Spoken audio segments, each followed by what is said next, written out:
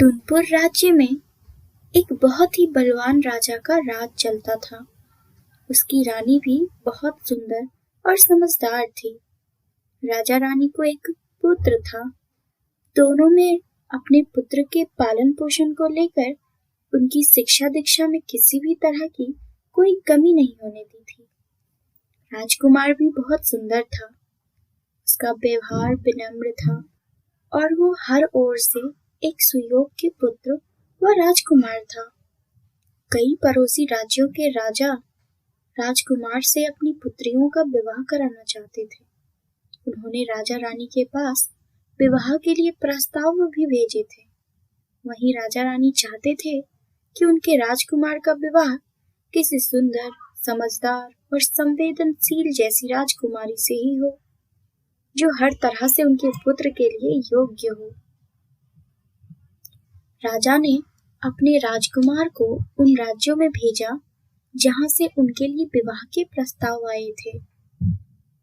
बेटा, तुम थोड़े से टुनपुर के जंगल, ढोलकपुर के जंगल और थोड़े से सुंदरवन के जंगल चले जाना।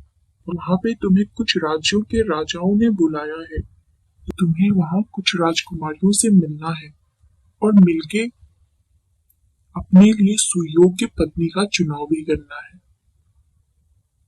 राजकुमार ने भी अपने पिता की बात मान ली। ठीक है पिताजी, जैसा आप कहते हैं मैं वैसा ही करूंगा। मैं अभी ही निकल जाता हूँ। उसके बाद वो कई अलग अलग राज्यों में गया और वहां के लोगों और राजकुमारियों से मिला, लेकिन फिर भी उसे सभी राजकुमारियों में कुछ न कुछ कमी मिल ही जाती थी। कुछ ही दिनों में राजकुमार वापस अपने महल आ गया। वह उदास था, मन ही मन सोच रहा था कि शायद उसके भाग्य में पत्नी नहीं है। यही सोचकर उसने शादी से मना कर दिया और राज्य के काम में मन लगाने लगा। एक शाम बहुत तेज बारिश हो रही थी। तभी राजमहल के दरवाजे पर एक लड़की आई। उसके कपड़े बारिश की वजह से भीग गए थे। उसके बाल बिखरे हुए थे और वह पूरी तरह से अस्त व्यस्त नजर आ रही थी। उसने दरवाजे पे खड़े सैनिकों को बताया कि वह एक पड़ोसी राज्य की राजकुमारी है। आपको पता है, मैं टुनपुर राज्य की रानी हूँ और मैं अभी बारिश में भीग गई हूँ और अब मैं घर जाना चाहती हूँ, लेकिन इस बारिश की वजह से मैं नहीं जा पा रही हूँ।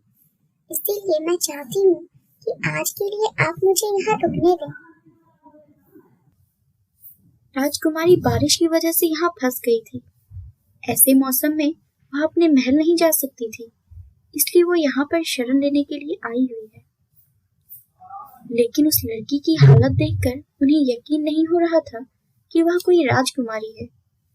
उन्होंने राजा रानी को उस लड़की की बात बताई।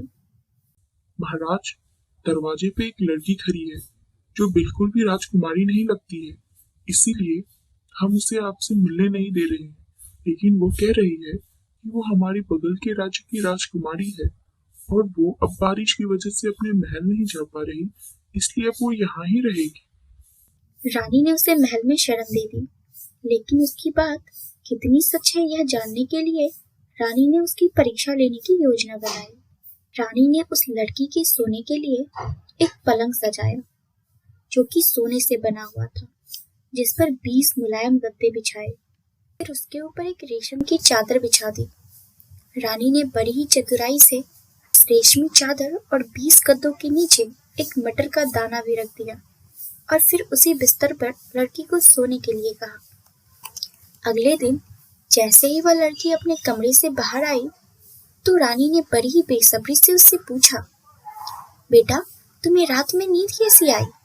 इस पर लड़की ने कहा वह पूरी रात सो नहीं पाई क्योंकि उसे बहुत बिस्तर चुभ रहा था। मैं पूरी रात नहीं सो पाई क्योंकि बिस्तर मुझे चुभ रहा था। मैं पूरी रात जगी ही रही। यह सुनकर रानी को यकीन हो गया कि वह लड़की सच कह रही है। वह कोई राजकुमारी है। तभी उसे 20 गद्दों के नीचे रखा एक मटर का दाना भी चुभ रहा था और वह बहुत ही संवेदनशील राजकुमारी भी है। रानी ने उसी वक्त उस राजकुमारी से अपने राजकुमार के विवाह का निर्णय कर लिया। राजा रानी खुद उस राजकुमारी को उसके राज्य में छोड़ गए और वहां पर जाकर उन्होंने उसके राजपिता से शादी का प्रस्ताव भी रखा। उस राजकुमारी व उसके पिता ने उसे स्वीकार कर लिया और राजकुमार और राजकुमारी का विवाह करवा दिया गया और अब राजकुमार और राजकुमारी खुशी खुशी रहते हैं। कहानी से सीख, किसी व्यक्ति को किस तरह की परिवेश मिली है, इसकी झलक उसका व्यवहार साफ साफ बताता है।